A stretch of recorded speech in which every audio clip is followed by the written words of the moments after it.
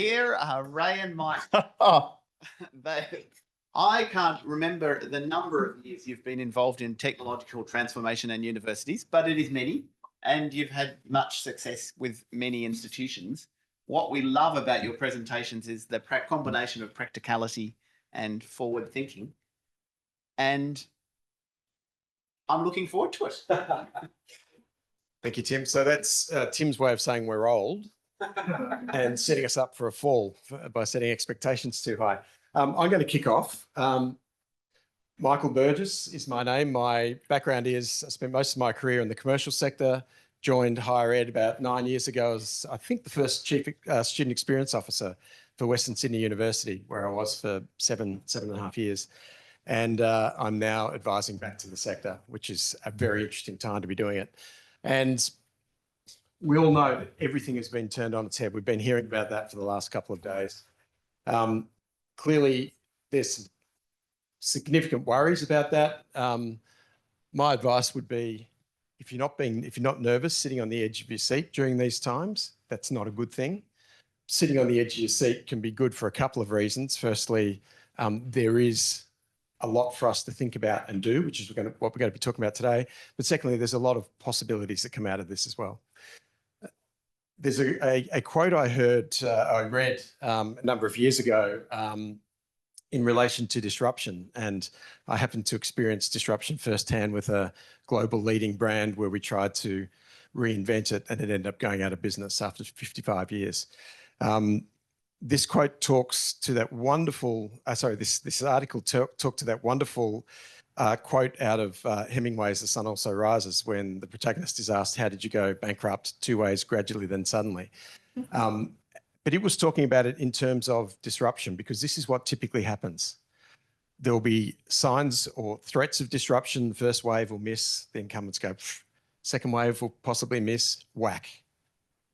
And I think what we're really encountering now is we're hitting the suddenly, but we haven't even really experienced that. And we're going to talk a bit about that, but then talk about it and look at it through a marketing lens in terms of what we can do, because we think there is a really interesting opportunity coming out of this.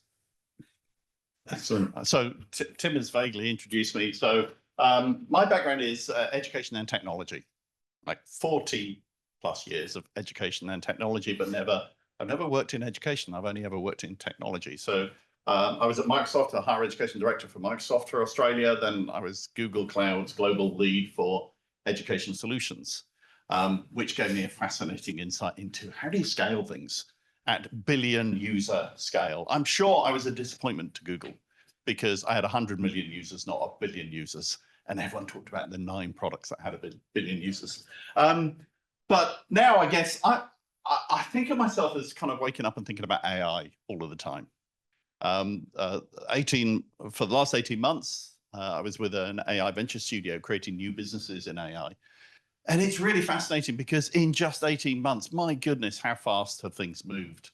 Like, we used to kind of wake up and things moved at a normal pace. It was okay, the clock ticked on, and then suddenly things got a little bit faster.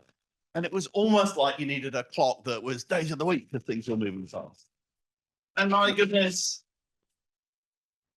things are now moving at month speed, or are they moving at year speed? Because suddenly it seems like the things that we think are going to change are changing so quickly. I woke up this morning to the news that the AI has now transformed the way that things are being done in mathematics education, and it's aced some of the international maths Olympiads. We hadn't expected that to happen for at least another 10 years. Things are just being accelerated all of the time. And this research from the Digital Education Council, is anybody here a member of the DEC? The number of universities in Australia that are absolutely recommend keeping an eye on all of their research. But it's really fascinating because they've just done some work to map between employer expectations and where we are in higher education. And so, this chart, basically employers are saying, well, we need AI proficiency in the people that we employ. And I've certainly talked to employers who have said the candidate we hired was the one that knew how to spell AI in roles that were really not AI centered at all. But we've got this overwhelming story. We've coupled that with this perspective about, well, are universities preparing? Now, this is a global figure. If you went to certain economies, you'd get a much higher gap. So think of China. We heard yesterday how China is mandating AI from primary school onwards. Imagine the expectations of employers and also expectations of students about what they're going to learn in higher education. And that isn't just specifically from an AI perspective, but this growing gap that we continue to see between employers around the preparation. And we've heard, I think, 3 times over the last 2 days about, is that the role of higher education? Well, it's certainly the expectation of the students. You know, the overwhelming reason that they come to a university is because they expect to get a better job at the outcome of it. So, you know, we've got to accept there's a bit of a gap going on. And there's a shift that's happening that we need to take into account when we're looking at things like these figures, and that is the sector now has to encounter something it never really had to worry about in the past, and that's this concept of market forces. So once upon a time, the sector was comfortable, it was protected, you went to university, that's just the way things worked. I think a really instructive lesson is if we look at something like Google Career Certificates. Is everyone aware of Google Career Certificates? A really interesting story. In my previous role at Western, I'd go off to the Pacific Northwest in the US and see the technology companies, and they'd all tell the same story, and that is we cannot get enough people that we need to drive our businesses, whether that be coders, you know, data analysts, project managers, and it will take the pipeline 10 years within a 500-mile radius to deliver to us what we need today. I remember coming back and talking to some people back here saying, watch this space because industry doesn't wait. Google then came out with their career certificates, which is what, 8 or 9? They've now, because they saw a gap and they're not going to wait for graduates to come out the pipe. They've now had over 8 million people sign up, over 1 million have graduated. What is it, 73% have had an uplift in their employment outcomes? Yeah, and most importantly, you've got employers queuing up at the end of the graduate outcomes to hire those people. When they launched the program, they started it with 2 employers. Now they've got 273 employers queuing up to hire the people because they know they've got job-ready skills. Right.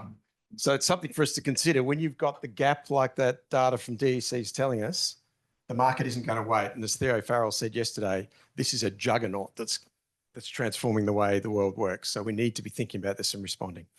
And it's not just us. Here's a list of a number of new entrants. You can see when they were formed, all in the last couple of years. Most of them AI driven. So a new business model who are all starting to deliver solutions into the marketplace. Now this does 2 things. Firstly, it fragments the old traditional learning market, higher education. Secondly, it actually then also changes people's behaviours and perceptions of what's important and what's of value.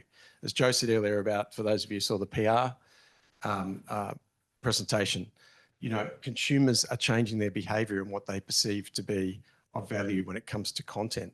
A similar thing happens in the job place. And just to look at some of these, the big guys are in here. OpenAI, we all know what they're up to and how quickly they're evolving, but it's what they're doing. It's not just the speed of it, but it's actually what the profound impact that they're having on a whole lot of different parts of the market and of our way of life that is going to transform things. And it's accelerating. Those top 3 were all announced this month. And of course, we've got government policy, which is shifting things as well. This whole talk about harmonisation between vet and higher education, productivity, huge issue. And I've never seen in my time in the sector so much being written so bluntly about the fact that there is an expectation that higher education is going to change. And if it doesn't, there'll be ways sorted to work around that. So what you're saying is there's kind of a bit of a perfect storm, and then there's AI thrown into the middle of that perfect storm as well. And I would say that because I'm, you know, centered around AI, but it feels like those 2 things happening together. And I wanted to add this slide after some of the conversations yesterday and some of the questions yesterday, because, you know, we've been here before, haven't we? We've been here with MOOCs. We've been here with interactive whiteboards. You know, it's going to change everything. And the question is, can we just sit and wait for the AI iceberg to melt before we carry on the journey? My contention is absolutely not, because what I see happening out in industry is industries being fundamentally changed. I'm a little bit dubious that we're getting the jobs wipeout that some people are talking about right now. I think it's still too early, but certainly things are changing, and the way that industries operate is changing fundamentally. And so it isn't an iceberg that is going to melt. We've got to work out how to use it and work with it, rather than wait for it to disappear, and then we'll just carry on as we always have. So we're both involved now in a lot of conversations at different levels within the sector. And so involved in a lot of these discussions around what the hell do we do? Because I think majority of certainly leaders in the sector are now sort of awakened to the fact that things need to change. The problem is they're not too sure how to change. In fact, we're involved in a very high level think tank session not too long ago about this exact problem. My proposition was we need to treat this the same way we treated COVID. I was blessed, if that's the word. I was privileged to lead our crisis management team during COVID at Western Sydney Uni for 2.5 years. And it's really interesting to see what you can do at a university that you would never have believed you could do prior to something like that happening. I think this is more of a challenge for us than COVID ever was. And so I think we need to start looking at it through that lens as a crisis. And I think there's huge opportunity if we do. But if we continue to go down the path of operating the way that we have, and we did snap back to the old way of working after COVID, we're just not going to be quick enough. We're not going to be delivering profound enough challenge. And that's the one thing I disagree with Theo about yesterday, and I loved his presentation. But when the question was asked, well, how the hell can we get quicker? Because what's happening out there is happening at such a pace that we can't keep up. And his thought was, well, we need to be considered. That's what academia is about. Academia will become irrelevant if we can't speed things up. Don't worry, it gets a little bit more optimistic after this. You're all looking very depressed at this stage. And I think this is the marketing conference. And I think, you know, if I think about my experience coming into the sector and having marketing reporting to me amongst other functions, I was surprised that marketing operates very differently in higher education to how it does in most other sectors. Now, we've seen a lot of the presentations. We know what the technology can do around communications. In the sector, marketing has largely equated to being a communications function. That's going to go away largely, or it's going to be driven to a level of efficiency where it's going to look so vastly different to what it is today. Now, we can either sit back and watch that happen, or we can stay ahead of the curve. So how do we stay ahead of the curve? If you think about marketing, big M marketing, and you think about all of the marketing levers, the 4 Ps, the 7 Ps, however many Ps you want to think about, there is much to be done that currently isn't done or isn't done particularly well or focused on within most institutions. So if we think about customer insights, student insights, I talk to a lot of institutions, and I'm surprised, as I was at Western Sydney, the fact that, ironically, for an evidence-based learning institution, our evidence base at Western was non-existent when it came to understanding our students, voice of customer, understanding market intelligence, all of those sorts of things. And how can you improve the student experience and deliver better outcomes if you don't have that capability? Product management largely doesn't exist. Life cycle management, product portfolio management. If we think about, back to product management for a second, it doesn't exist, which means that our products aren't evolving, aren't being optimized. We're not getting rid of that long tail of products that people don't want anymore, which all adds to debt and cost and all of the rest of it. Ray, thoughts? Well, yeah. So I was 15 years a CMO, and, you know, product marketing was part of the team, and that whole lifecycle management and product management was essentially part of it. And you say that product management doesn't exist in higher education. I think it's a very different label. Right. And probably because it has a very different label, it's done in a very different way. But yeah, I mean, your point is, and the slide we didn't put up was the DEC slide. When you go and read that Digital Education Council report, do not look at the report that says which jobs are going to disappear, because the top line is marketing communications. That's the one they say is first to disappear, which is really quite fascinating. So we were more upbeat than we could have been. Correct. Okay, so let's move forward then and say, what do we do about it? And let's look at it through an AI lens, because that's the perspective I want to bring. So the first is, what do we do about being more productive now? This research is over a year old now, but this is about knowledge workers being equipped with AI tools. So give a consultant ChatGPT, does it make a difference?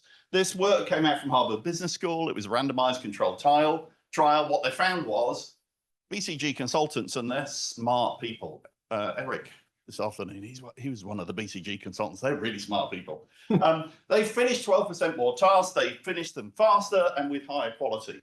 And this is a year ago when they were using AI that was in the Stone Age compared to what we have available to us today. There are 3 scenarios around productivity. The first is personal productivity. That's you and I using it, maybe on a slightly separate screen, so no, everybody can't see we're using it. 80% of employees are doing this. Most of them aren't telling their boss. They're saving themselves time. I wouldn't tell my boss either, because they'll only go and give me more work to do, won't they? The second scenario is process productivity. That's looking at the processes we have and joining things up across a team or across silos within the organization. That's the case studies, but not many people are doing that yet. And then the third level is paradigm productivity. That's a whole new model. Like, that's Uber to the taxi industry saying the customer wants to get to A to B, how would we do it? And using AI to redefine the processes. So in an education example, personal productivity, I've got to draft this asset or a report, the communications bit. Process productivity. Oh, I'm going to create an agent that I might share with my peers in the team, or I might share with all of the academics I'm working for, that creates all the assets that are needed for a course. And that's changing the process as well. That isn't just the way that I do it, but it's thinking about, can I move parts of this process to other places? Like, wouldn't it be great if the academic walked in with all of the resources that are needed at the first meeting, rather than the first meeting being telling them what they need to produce, and then having the second meeting discussing why the positioning isn't right. And paradigm productivity, and we saw a little bit of this yesterday morning, is identify a market gap, create the course, launch it, market it, and deliver it. Now, nobody's there yet. I don't think we're far away from it.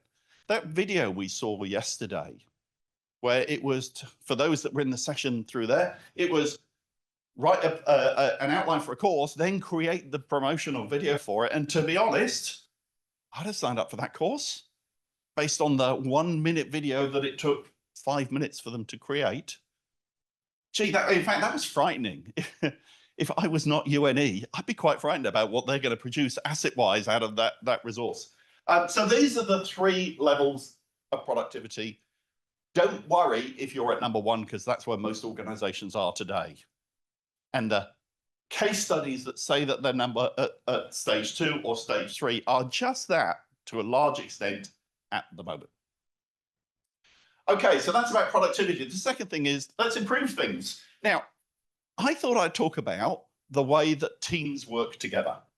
This is great research. If you are working with a team and your team is worried about, you're going to AIify my job and get rid of it, this research is the research to look at, to quote, to talk about.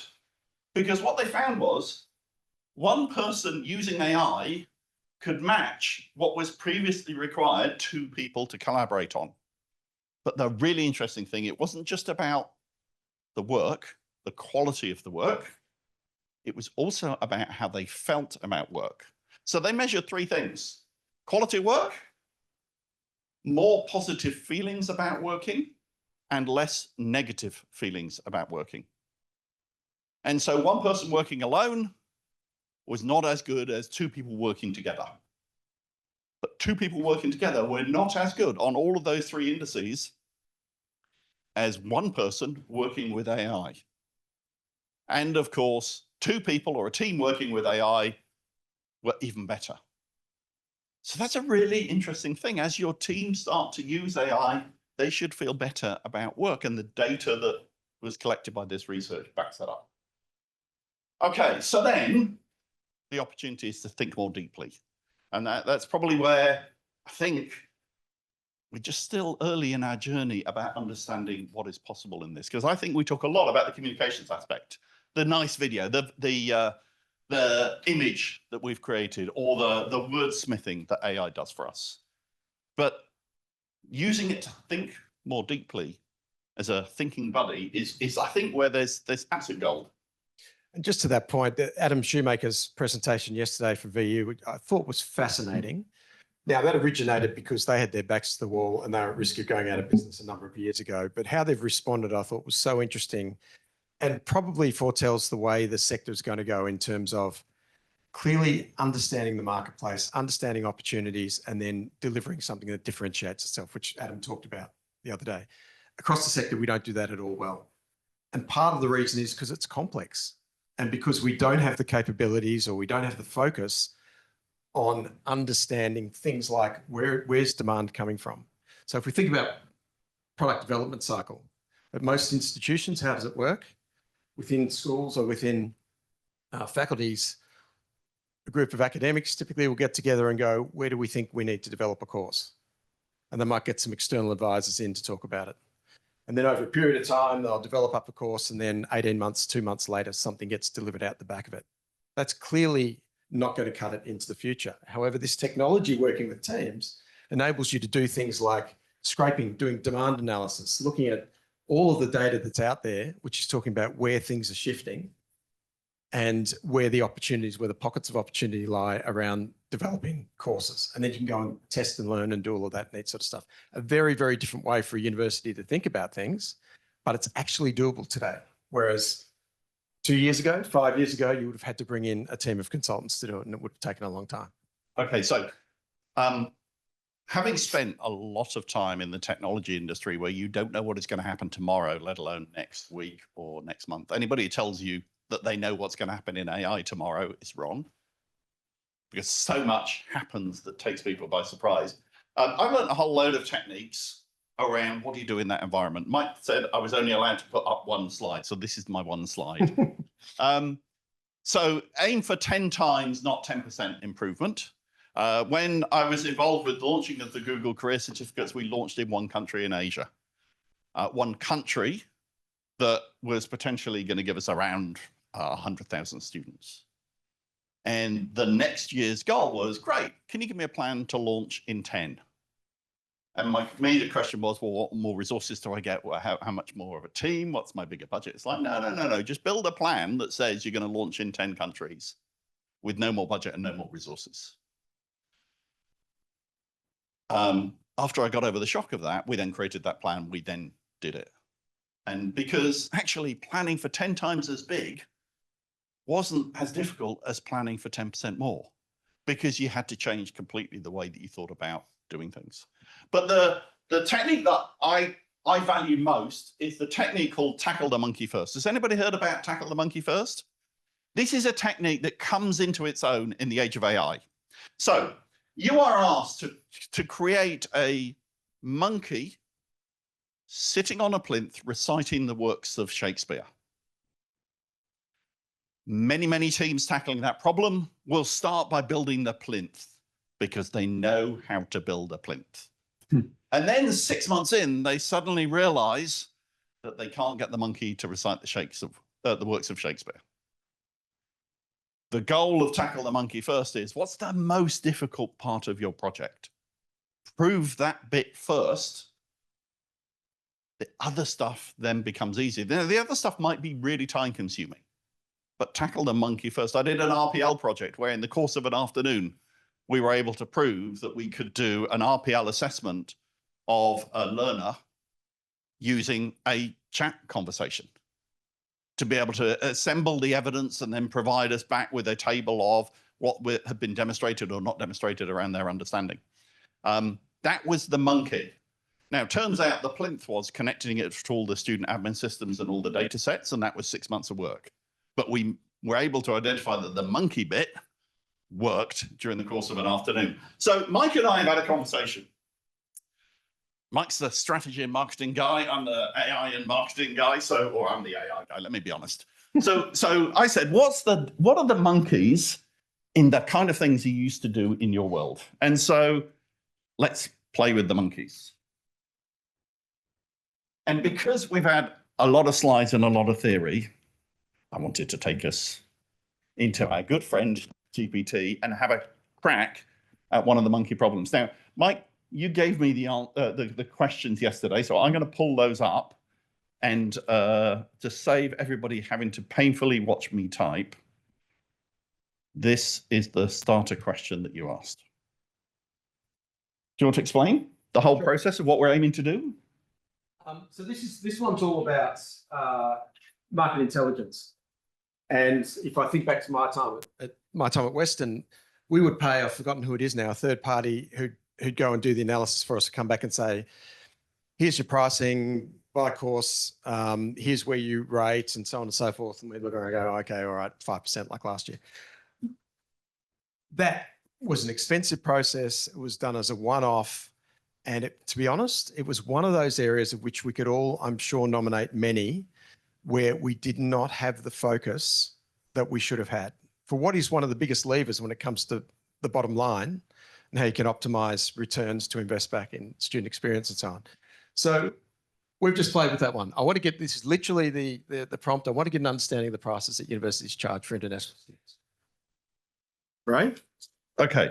So I gave this the very simple version of ChatGPT. Actually, I'm going to jump. Let me show you another way that I asked this question yesterday, because there's two things. Up here, I've got the normal model, and then I've got a thinking model. Now, the thinking model is basically like having the consultant go off and do work. So this answer came back worryingly quickly, didn't it? Mm-hmm. So I'm going to take us to the other answer that I did yesterday and go right back up to the top. And this bit here, it says it thought for 6 minutes and 34 seconds before it answered my question. So it obviously did a much deeper job. And the nice thing is, if anybody's using this, is in the paid version of ChatGPT. If I click on that thought for, I now see its internal monologue of what it was doing in that 6 minutes and 34 seconds. And I would contend this is kind of pretty much the work that an analyst would be doing if they were talking out loud while they were going through what they're doing. Interestingly, so, you know, I'm narrowing down the list. It uses very human language to describe what it's doing, which means I can follow along. And if it's got flaws in its logic, I'm going to see it as it goes through. There are a couple of really interesting things in here. The first is it gets really, really complicated to try and work out product pricing. And because this is working like an analyst or a person, the thing I really felt as I was watching this is, gee, how does a student do this? Like we get to points in here where it says, oh, the site's feeds aren't captured well. The UAC pages don't easily show fees. There's a thing in here where it goes, oh, the PDF link doesn't work. Like how does a student find this information when we've got really smart AI that is struggling to get that stuff? But that's not the question I should divert to. The question is, we've got thinking models that are able to do and work through problems at a really complex level for us, just sitting there waiting to do things. It is frustrating waiting 6 minutes for an answer, but by God, what a quality answer we got out of it. How funny, we're saying it's frustrating waiting for 6 minutes, right? And we used to wait months. And I think that report used to cost something like 30 grand. So you would do it sparingly. Okay, so I got to keep asking the detailed questions as you're talking, Mike. Okay, so, I mean, if you then follow that logic and go, what else could we do with this? Well, to the point around the thinking logic behind it, that's a bit of a proxy, as Ray said, for the experience students having. Get your AI to go and say, I'm a student, I'm looking at studying business, go away, go through the process that a student would go through and report back. Now, once again, that can be done so effectively, so quickly. And guess what? All of a sudden, you've got a line of sight on a student's experience that you never had before. Or once again, you'd have to get in a customer experience consultancy to go and do journey mapping and all of the rest of it. You can get that and respond to it straight away. And this is the sort of thing that I was referring to earlier, saying marketing communications may become streamlined. Let's stay ahead of the curve, and marketing can add so much more value with all of these other aspects that we never get time to do because we're too busy having to do communications. So I've got it doing, I was just about to stop it. So 51 seconds, that seemed like forever as it was going through. But you can see it's expanded out now, the view of the universities that we're looking at. I don't know how long you would wait for this report to come back. I mean, I know the reality is you wouldn't even have had the first meeting working out what the question is you're going to ask before we've got the answer. Next question, let's get a master table. And then let's do some analyses. So it's going to create that master table. Do you want the positioning stuff? Positioning stuff's great. Right, okay. So strategically, and once again, I don't think this is done a lot, is looking at, well, things like perceptual maps for those who kind of done that sort of work before, saying how are we positioned versus vis-a-vis the competition, however you want to define that, and get a really deep understanding through all the different dimensions of how that is actually expressed and how consumers in their minds see one institution versus another. This will do it for you. Once again, in seconds. I think we should give a gold star to AI because it actually read the strategy document. There you go. I thought you just published them and put them on a website. Okay, there's one more sentence, which was the analysis. This is the so perceptual map. Yep.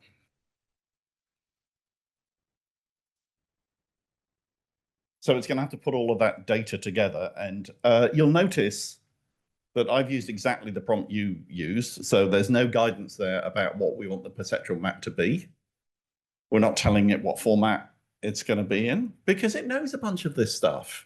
Like it's been out and read the whole of the internet and it knows how people interpret these things. So when we use a phrase like perceptual map, or earlier this afternoon, somebody talked about WHAM, and I'm afraid I didn't know what WHAM was. So I just asked it in the context of Australian universities, what does WHAM mean? And it told me. And this, you know, let's face it, it's a pretty lame prompt, right? And yet it's come back with all of this. So as you get deeper into it and you start thinking about areas of study or particular courses, it enables you to create some strategic competency around what you're doing in a way that typically has not been done before. And once again, this is where marketing can add so much more value than you're able to when you're constrained around communications and the current functions that are undertaken. Okay. Can I go to the persona panel? Please do. Yeah. So the point of showing this some of this is one of the problems everybody has is, oh, I don't have time. I don't have time or I don't have budget to do things in a different way. What we were trying to find was examples of things where you can do things in a different way that release you. Like, I think we're really good at doing urgent, important stuff. We're also really good at doing urgent stuff. The things that often we don't have the time for are the things that are important but not urgent. Like, I didn't get to it this week, I'll put it on Monday's list, and then I'll move it to Friday, and then I'll move it to next week. And actually, we can do that next year.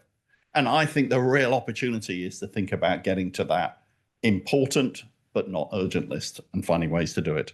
Okay, let me give you my last example. So we were having this conversation yesterday, and I was talking about a panel that I use. So the panel I use comes out of some work done with IDEO around design thinking and consumer-led thinking. And the idea is, got a panel together, a panel of different personas that I can test things against. So let me first of all show you a little bit about what this panel is. So it's got a series of different characteristics in this panel. This would be really fascinating. You've got student data about the insights of your personas. So wouldn't you be able to create this panel with some personas? But then and this could be you, or this could be the academics you're working with that are keen to develop a course in a particular area or keen for you to market a course, to be able to test things. I'm going to use a let me zoom in again so you can see it, and I can see it. I'm going to use a non. Let's. What did we announce this morning? This morning, the government announced we're going to accelerate carbon zero. Oh, net zero, wasn't it? By, did anybody know the deadline? 2070 was it that we're gonna reduce the footprint by 65% by 2050 instead of 2070. Okay, what does the panel say? So this is like getting a bunch of students into a room to ask them a question about something that we want to do, but this is instant now, as opposed to in 3 weeks' time, we'll get the answer. So now, based on the personas that are in this agent, it's now assessing how they would respond to, in this case, something that was announced this morning. It could be, our demographics about the student profile we're after. We've got that in our personas. Now, this is the course we want to do. How do we position this that it appeals to the right audience? Now, this is useful for you to have, but imagine you put this into the hands of the people that come to meet you to say, I've got this great idea. Like I was thinking yesterday about the research communication thing. I run a AI and education podcast. We have 10,000 listeners a month. In 5 years, we have talked about 250 research papers. One researcher has ever come to us and said, hey, I've done a research paper we think you should talk about on the podcast. 2 have come to complain about us talking about a research paper, somebody else's research paper we talked about, but only 1 has come forward to us. Now, wouldn't it be awesome if we had a tool that we could give to the researchers to say, it'll read your research paper and it'll tell you where there are 3 interesting angles, or it'll give you a draft of how you can talk about this in a way that doesn't send people to sleep. There's all kinds of ways to think about that process thing where if you can move the helpfulness down to your colleagues, not just helping you to do a job better, but helping them to do a job better, maybe you will have more time for the important but not urgent, but also you'll improve the quality of the important, because what they'll be coming to you with is things that are further along the journey, fit better with what you're going to do. How do you get your expertise into here and start sharing it amongst your peers? So just to round this off, once upon a time, you would have had to probably do a usage attitude segmentation survey, get a third party research company in, spend hundreds of thousands of dollars developing the insights. Then they would develop personas off that, which you would use in a manual way. The technology now allows you to do the first bit, developing the insights, very cost effectively, very quickly. And then you've got a operational model, as Ray has just explained with an example, of where you can use this across a whole lot of applications, whether it be recruitment, whether it be communications, whether it be student experience and how you engage students around particular things. It's all sitting there. Now, once again, just another example, and I'm sure if we had a workshop, which we're doing tomorrow for anyone who's attending, we're going to pick this sort of thing apart and look at examples across the institutions to say, where can marketing add a lot more value and how can we do this in an effective way using this technology? Okay, so learning is not about what you've learned, it's about what you've remembered. Does anybody remember this slide from last year? Anybody remember, does anybody know where this is? There's my job failed. I showed this slide last year, nobody remembers. This is Sweden on Dagen Har, H-Day. Sweden used to drive on the left when the rest of the European countries drove on the right. You'd literally get to the Swedish border and move your car to the other side of the road. They had to do something about it. The easiest thing would have been to ignore the problem. What they actually did was on one day, they switched everybody to the other side of the road. On that Sunday, everyone had to stop driving on the road. The next day, they just turned all the signs around and everyone was driving on the wrong side of the road. The fascinating thing about what happened was that in the 6 months following that change, road accidents went down, road injuries went down. It actually improved things. A massive change made things better. My view on our attitude towards risk at the moment is that we're kind of very averse to risk. So many things going on, it's just really challenging. But I contend that sometimes the riskier move is just stick with what you've got. the opportunity there is to do it differently. Maybe the question is, well, where do I find the time and where do I find the skills to be able to make the switch? And hopefully we've given you a couple of ideas of where you can find some of the time and some of the ideas to be able to make the switch. Thank you, Tim. Thank you. Back to you.